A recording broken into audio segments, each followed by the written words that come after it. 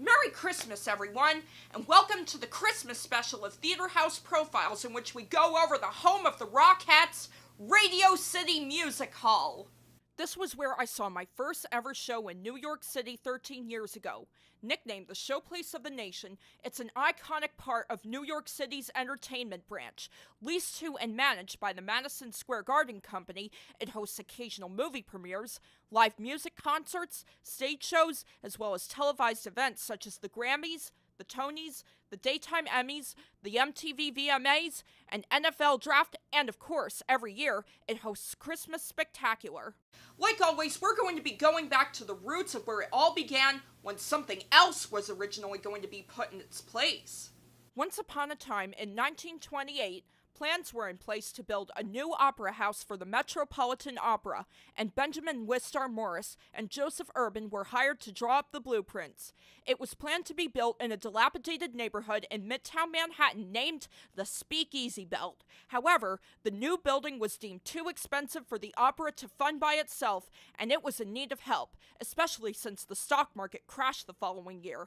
Fortunately, John D. Rockefeller Jr. decided to provide that help. At the end of the following year, the project was canceled. Instead, Rockefeller struck up a deal with the Radio Corporation of America to develop the area into a mass media complex with 4 other theaters. Today, that area is known as, take a guess. Yep, you guessed it, Rockefeller Center. Samuel Roxy Rothafel, known for reigning over the city's theater industry at the time, joined the center's advisory board in 1930. Instead of the 4 previously mentioned, he instead offered the construction of 2 theaters, a vaudeville music hall on the northernmost block with 6,200 seats, and a smaller theater for films with 3,500 seats, both of which were inspired by a failed expansion of a movie theater 1.5 blocks away.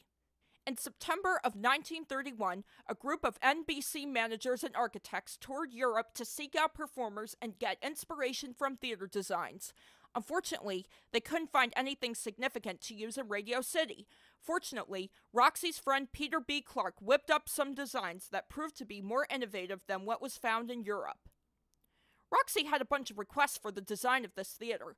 To start off, he didn't want the hall to have either a large balcony over the box seating or rows of box seats facing each other as implemented in opera houses. Instead, it was given a tiered balcony system in which several shallow balconies were built at the back of the theater, cantilevered off the back wall. He also wanted the stage to have a central section with 3 parts, making for easy set changes. He wanted the hall to have an oval-shaped auditorium because of contemporary wisdom that oval-shaped auditoriums had better acoustics. Finally, we come to the seating. He wanted the place to have a whopping 6,201 seats, so it would be larger than the Roxy Theater. However, it ended up being built with 5,960 seats in the auditorium. But Roxy found a loophole. He included elevator stools, orchestra pit seats, and dressing room chairs. There we go! 6,201 seats. He also wanted said seats in the auditorium to be red. What? Why? Because he thought it would make the place more successful. Nothing else. No, seriously, that's a fact. Go look it up.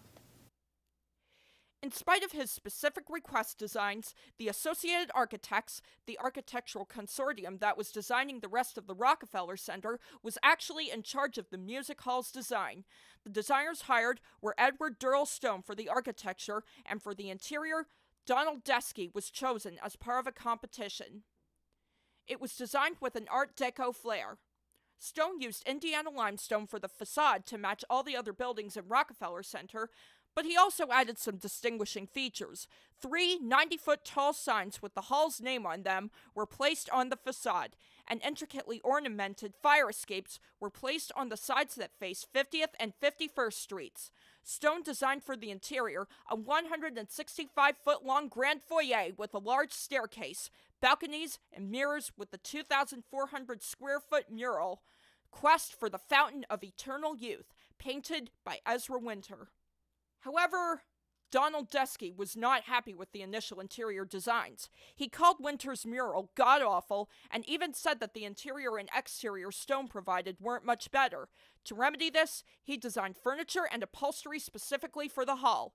Deskey decided to use the Rococo style in his designs, and his plans were said to be the best of 35 submissions. Initially, the music hall was named International Music Hall, but it soon had its name changed to Radio City Music Hall. Where did the radio name come from, you ask? Well, in a way, the name is derived from the Radio Corporation of America.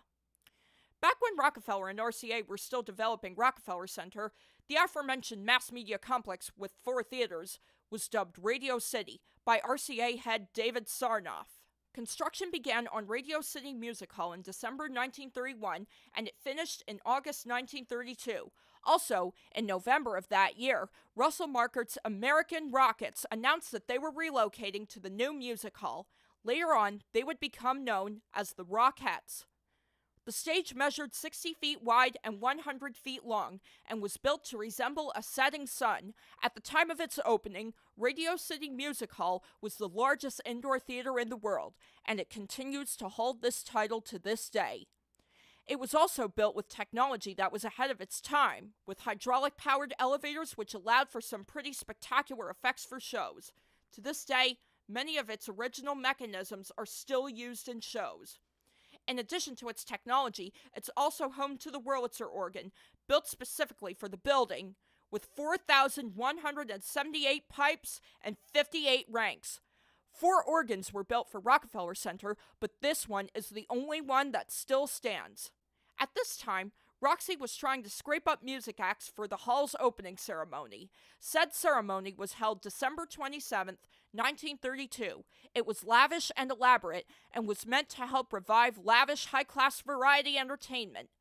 Unfortunately, the opening was not a success.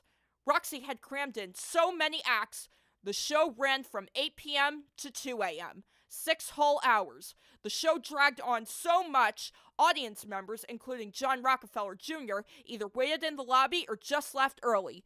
News reporters that were hired to review the show just guessed how the ending went, since they didn't want to wait for the ending. Reviews from the opening ceremony show ranged from vengeful to pitiful. On January 11, 1933, with a net operating loss of $180,000, Radio City Music Hall converted to the familiar format of a movie house. It would show movies alongside shows perfected by Roxy. The first film to be shown on the hall's screen was Frank Capra's The Bitter Tea of General Yen. Eventually, the hall became the premier showcase for films from RKO Radio Studio, with Topaz being the first RKO film to play there. Other films to premiere there include King Kong, Breakfast at Tiffany's, To Kill a Mockingbird, and Mary Poppins. Radio City would continue its film plus stage spectacle format up until 1979, with 4 complete performances presented every day. Besides being an entertainment venue, Radio City Music Hall was also used to host events like Easter worship services and benefit parties for Big Brothers Incorporated from 1953 to 1959. Regardless of how well New York's economic, business, or entertainment sectors as a whole were doing, Radio City remained successful throughout the 1960s, even in spite of how officials had intended to close down the venue in 1962. By 1964, Radio City was having 5.7 million visitors per year, and ticket prices ranged from 99 cents to $2.75. Adjusted for inflation, that would equal $8 and $22 respectively. What a bargain, huh? The music hall was also now showing only G-rated films to be more welcome and open to all ages. In early 1965, the hall closed for 5 days for its first time ever full cleaning. The curtains were changed, and the ceiling was painted, and the hall's organs were also repaired during this time. And now, here's where things take a turn for the worse. By the early 1970s, there was an increase in closed-captioned foreign language films being shown at Radio City, but it caused a decrease in attendance. Also, because of changes in film distribution, Radio City was finding it difficult to secure exclusive bookings of a lot of films. Also, due to their G-rated policy, popular mature films like Chinatown, Blazing Saddles, and The Godfather Part 2 were not picks for Radio City. By 1972, the music hall had fired performers unions, and 6 of the 36 Rockettes had lost their jobs. In 1977, it was reported that annual attendance for Radio City went from 5 million in 1968 to a mere 1.5 million per year. By January 1978, Radio City Music Hall was officially in debt. Officials reported it wouldn't be able to survive past April. Then, the then president of Rockefeller Center, Alton Marshall, broke the sad news that Radio City Music Hall would officially be shutting its doors on April 12th of that year. The only question was, what was going to happen to the building? Well, plans for that included tennis courts, a shopping mall, an aquarium, a hotel, a theme park, or maybe even the American Stock Exchange? No, seriously, that was an option for it at the time. As soon as she heard the announcement, Rosemary Novellino, dance captain of the Radio City Music Hall Ballet Company, jumped into action. She formed the Show People's Committee to Save Radio City Music Hall, consisting of an alliance between performers, the media, and political allies, including New York Lieutenant Governor Mary Ann Krupsack. Just about everyone got involved with the movement, and when I say everyone, I mean the public, who made hundreds of calls to Rockefeller Center, and even the Rockettes, who protested outside of New York City Hall. Radio City Music Hall's interior was made into a city landmark on March 29th, but Rockefeller Center Incorporated and a host of others weren't exactly keen with this. They filed a lawsuit to reverse it, but it did no good. 4 days before Radio City's planned closing date, on April 8th, the Empire State Development Corporation voted to create a nonprofit subsidiary to lease the music hall. 1 month later, on May 12th, Radio City Music Hall was placed on the National Register of Historic Places. In April 1978, plans for a 20-story mixed-use tower above Radio City were announced. The rents from the tower would be used to keep the music hall open. Ultimately, these plans never happened. Rockefeller Center Incorporated instead decided to restore Radio City Music Hall to its original condition. The renovation started April 1979. In 1980, the hall reopened to the public.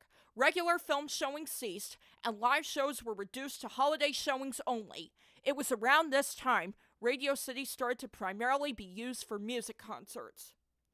Almost 20 years later, in 1999, on February 16th, Radio City Music Hall closed down for a complete renovation. Lots of changes were made to the interior, including reupholstering the seats and replacing the carpets, curtains, doorknobs, and light fixtures to make everything more modern. The renovation was originally supposed to cost $25 million, but additional work ended up costing the music hall $70 million. Radio City received a $2.5 million tax break from the Empire State Development Corporation, which was meant to accommodate the expenditure of up to $66 million in renovation costs. The hall reopened with a gala concert on October 5th, 1999. And now it's time to discuss an annual tradition in time for the holidays. Every year, Christmas Spectacular starring the Radio City Rockettes is performed at Radio City Music Hall. It's a show full of singing, dancing, and comedy with traditional scenes and an original musical score, and was conceived during Radio City's lavish show phase.